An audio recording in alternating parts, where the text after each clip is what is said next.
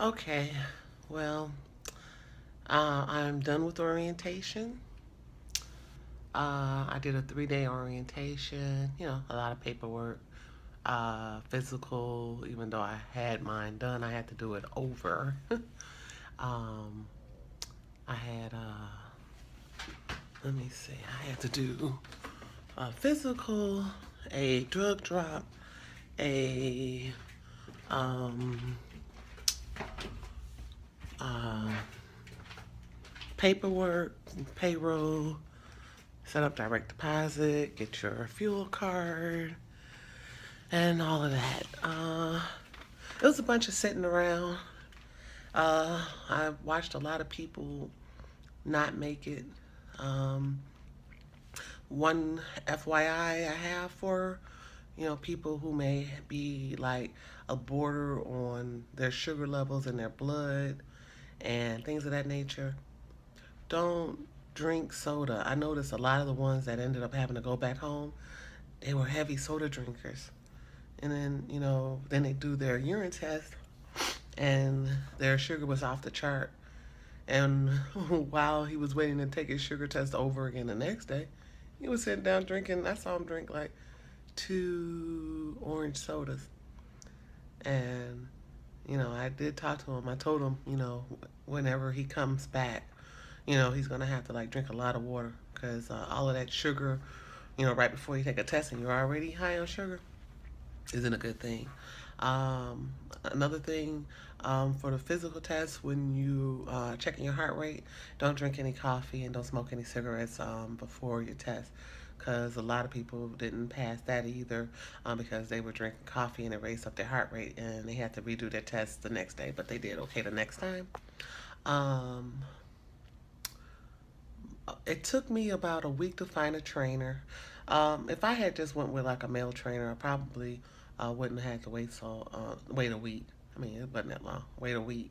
But I requested a female trainer. So right now I am sitting in the hotel. They gave me a pretty decent place to sleep.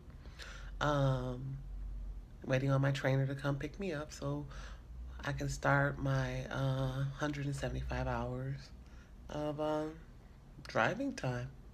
So, um, let me see. Is there anything else I can tell? Oh, one thing about being a female, you more than likely will have the room to yourself, but you may have a pop up uh, roommate, which they don't tell you.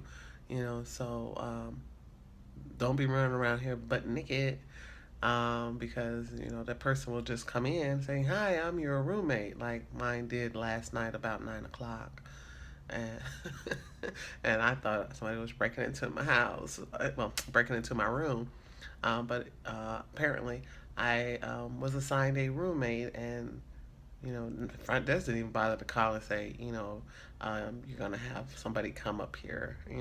I mean, a little notification would be nice, but I digress. Um, but right now I'm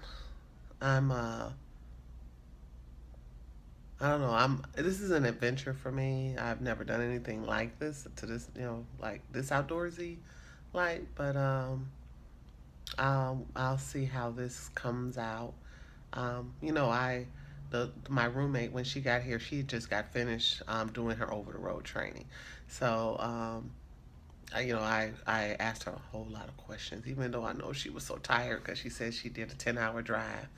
But I knew she was going to be gone at 6 this morning because she had to be back at the training center to take her road test at 7. So um, yeah, 7 this morning. So, and she almost overslept. Thank God my alarm was on because I was like, are you still going to training today? And she was like, oh my God, it's 6:30. So if I hadn't heard nothing, she would have overslept because I wasn't going anywhere. I'm waiting on my trainer, so I don't know what time she's going to be here. But um, that's all I got so far. I've just done a 3-day orientation. One week, I stayed at home. I went back home for while I waited for them to find me a trainer, and they flew me out to Dallas um, to meet up with my trainer. So um, that worked. Um, yeah, and now I'm just sitting here waiting on her. I heard a little bit of the story. Some of it I'm a little scared of, especially when it comes to washrooms and showers. But we'll see how that goes.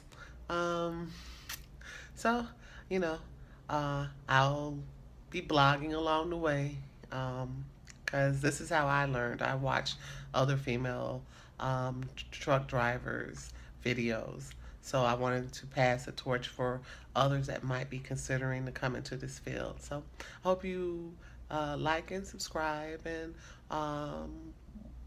take the journey with me. All right, peace.